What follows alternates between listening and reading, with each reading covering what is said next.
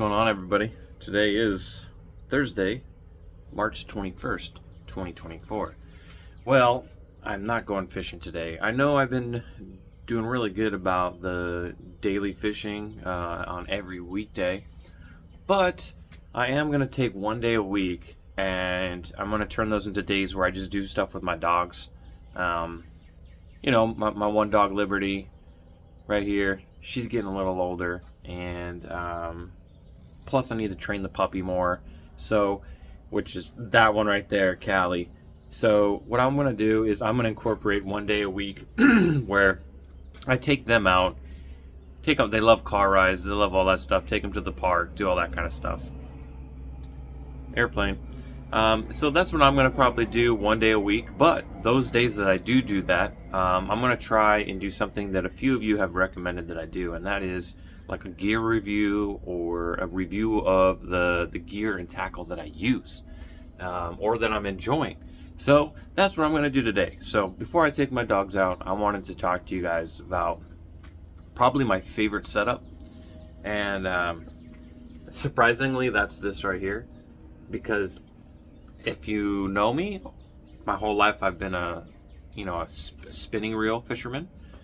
So I'm probably not even, fully taking advantage of this reel, because let's be honest, anybody that's used these knows it takes some time and some practice to, get good with these bait casters. So I still go out there and look like a fool. I still get the backlashes and all that kind of stuff, but I'm absolutely loving this setup.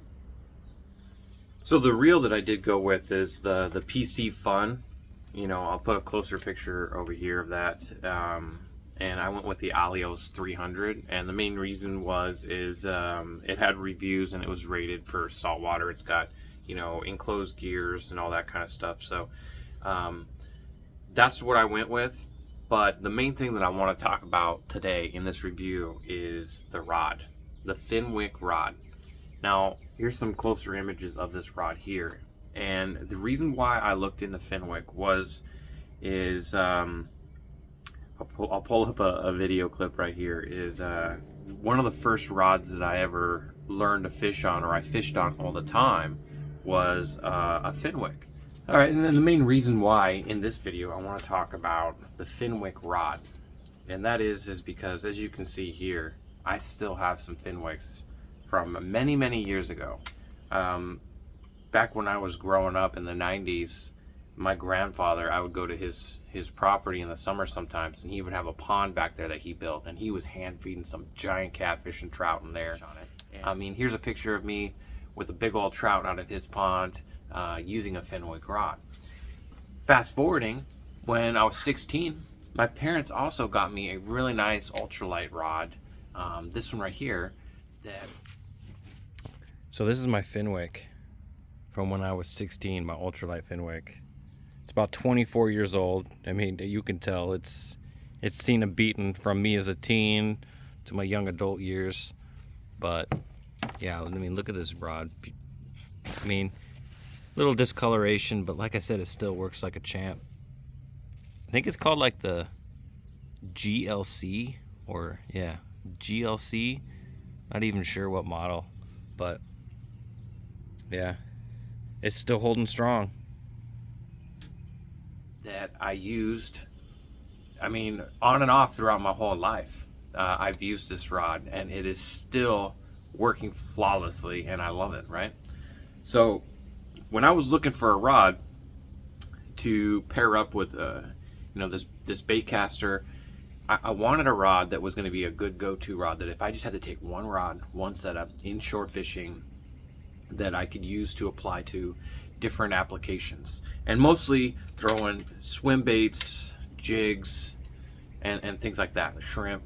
So I said, you know what, because Fenwick, it's not going to be your cheaper rod. It's not going to be super expensive, but they're definitely not cheap. So I saved some money on the Piscifun baitcaster, but I said, you know what, I want to get another Fenwick. And let's be honest, a lot of times when you spend, good money, you get your stuff, you like it and all that. But I will tell you right now that when I ordered this Fenwick rod, as you see in the pictures right here, the quality, I mean, just the feel of the rod itself I was immediately impressed by this rod. Immediately. I mean, just picking it up immediately, I was just like, okay, this is light. I mean, it feels really good in my hand, you know. And like I said, I've been fishing my whole life. I think the first picture that my parents took of me when my dad first took me fishing, I think I'm like 3, sometime in the late 80s. So, like I said, I've been fishing my whole life on and off.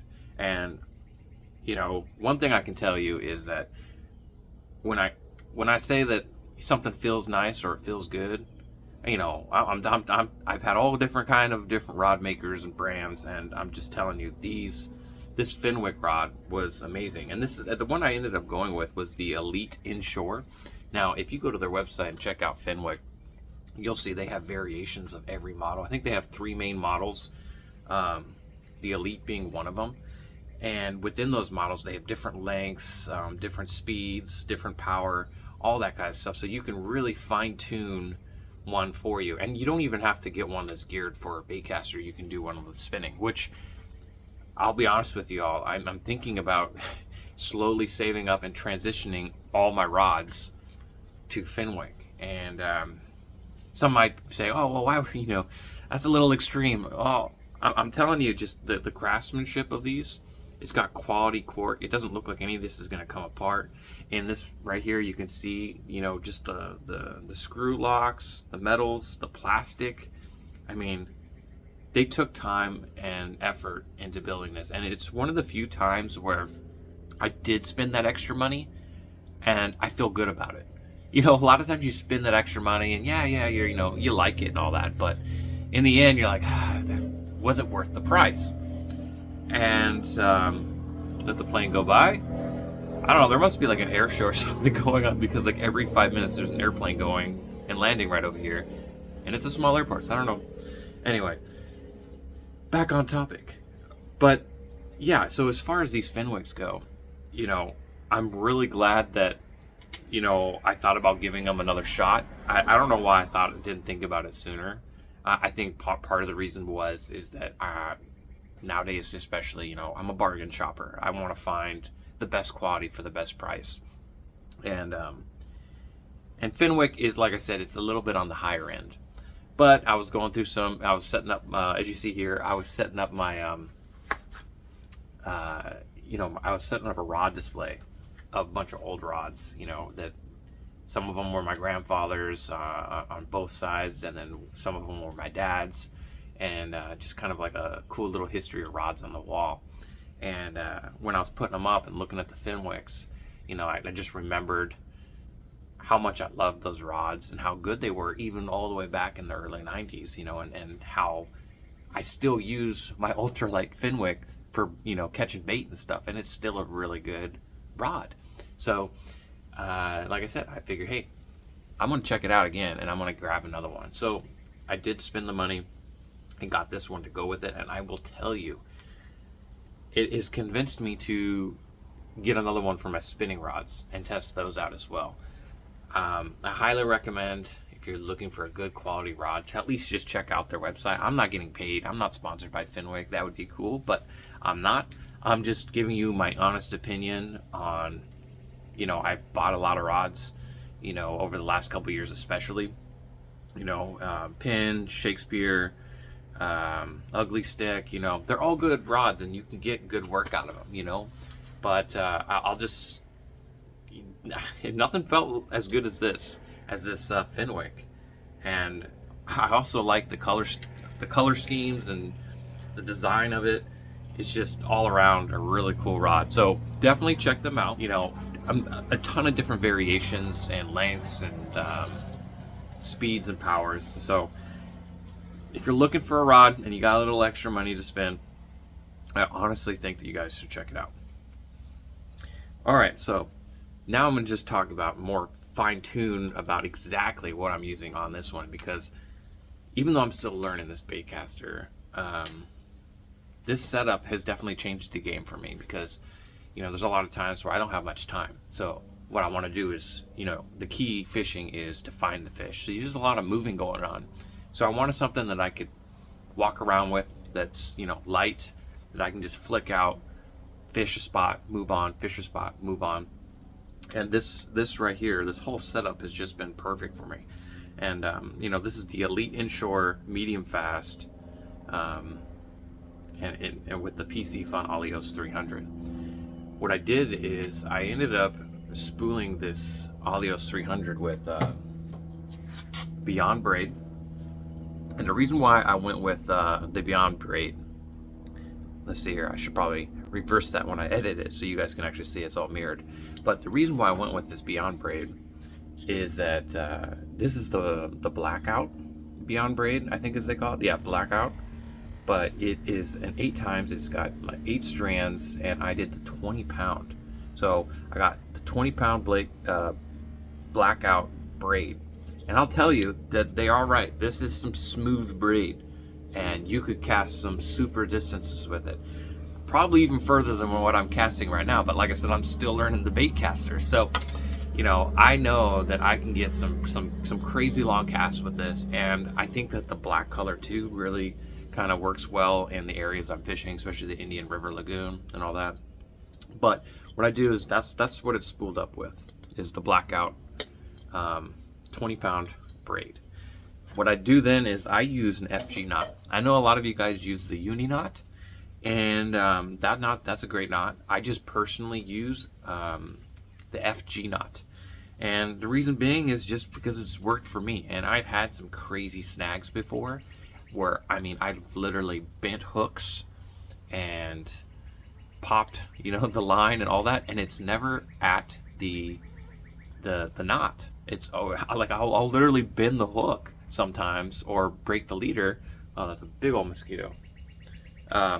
You know, break the leader, but I've never actually lost at that knot. That FG knot, it really does hold. So that's what I've got. Where's my FG knot? It's up here. And the FG knot, if you do it right, it slides through the, you know, the eye here. It slides through perfect. So that's what I go with. But what I do is I do the FG knot. I go from the braid to, I also use the Beyond pink fluorocarbon. I just saw some studies and stuff that was talking about pink in the water and how, you know, it's a color that the fish don't, or it disappears a little bit more, this pink. So personally, I've had good luck with it, and like I said, it's a pretty tough line. So I use the Beyond fluorocarbon. I usually go with, depending on the circumstances, if I'm fishing a lot of structure areas and things like that, I'll go with the 25 pound fluorocarbon. So it'll be the 20 pound braid with an FG knot to the 25 pound. But when the water's a little clear and stuff like that, I'll go with the 20, maybe even a 15 in some applications. But on average, I would say I go with the 20 fluorocarbon by Beyond, and it's the pink color. You can get it in a clear color as well. So that's what we got going on that, you know, the Beyond braid. And like, again, I'm not sponsored by Beyond Braid or any of those companies. This is just what I use and what I've enjoyed. And I've tried a few different other companies when it comes to braid line, and some of them are great, some of them not so great, because, you know, sometimes you get the color and the line starts to bleed out, and you'll get, you know, dye or something on your hand. There's been that. Or you can it just doesn't cast as smooth, some of the cheaper braids. So, but this Beyond Braid, this 8 times, this stuff is smooth. I highly recommend checking this out. And of course, it comes in different sizes, but I went with the 20 pound braid. And of course, I tried this out, and I've absolutely loved this pink fluorocarbon. So anyway, that's what we got going on this. And lately, you guys have seen me catch some really nice trout on this, and a couple snook.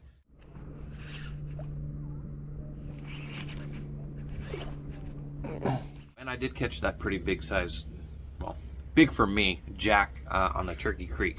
But I'll use this trolling sometimes with a paddle tail. I'll use this for just flicking into the mangroves. It has been an all-around great rod. So yeah. So anyway, a lot of you guys have been asking kind of what I'm using, do a little review and how I'm enjoying it. So this is it.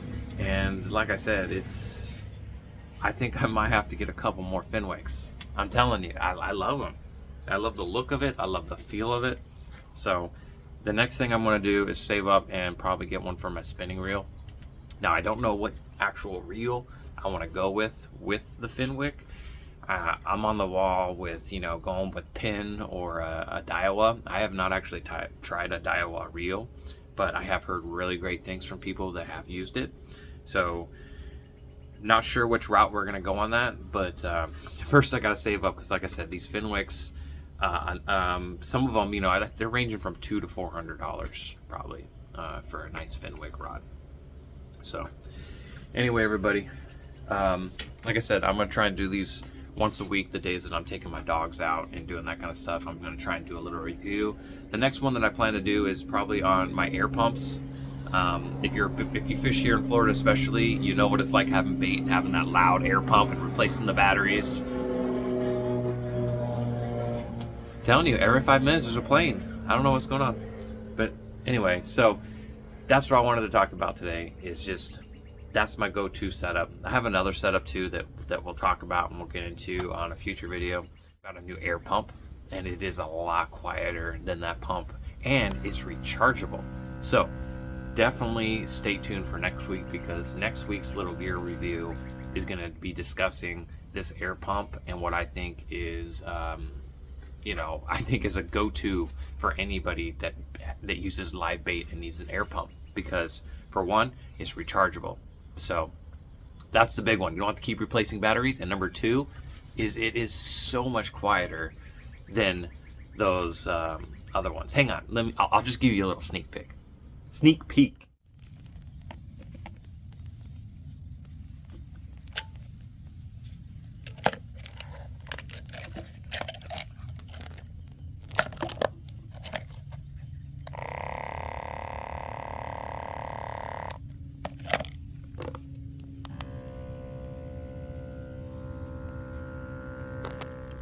All right, so your traditional air pump. You guys hear that? I'm sure you can hear that, right? So when I'm going around hiking in the beautiful wilderness and the lagoons, that's what I hear in my backpack, or all the time where I'm going. Yeah. So you got that, and then next week the one I will review, because I got to take it out and test it. But so far I'm loving it. The new one I got is this one. Now listen to this one. You can still hear it, but about 50% quieter for sure, and rechargeable. And it's got different modes, and it's got one where it comes on for like a minute, goes off a minute, comes on a minute, something like that. So that's great for shrimp, you know, keeping live shrimp alive. So anyway, stay tuned for next week, because I will be reviewing this. I just need to go take it out, give it a test run, make sure I actually like it. So far I'm loving it, but I haven't actually used it. So it says it's got like 45 plus hours of runtime on a charge. So again, we'll see. But anyway, guys, thanks for watching. Sorry I didn't get to go out fishing today, but I really should have, because the weather is really good today, and the weather's supposed to be really crappy tomorrow. But I plan to go out and do some kind of fishing anyway tomorrow. So appreciate you guys for watching, and I will catch you in the next one. Tight lines, everybody. Peace.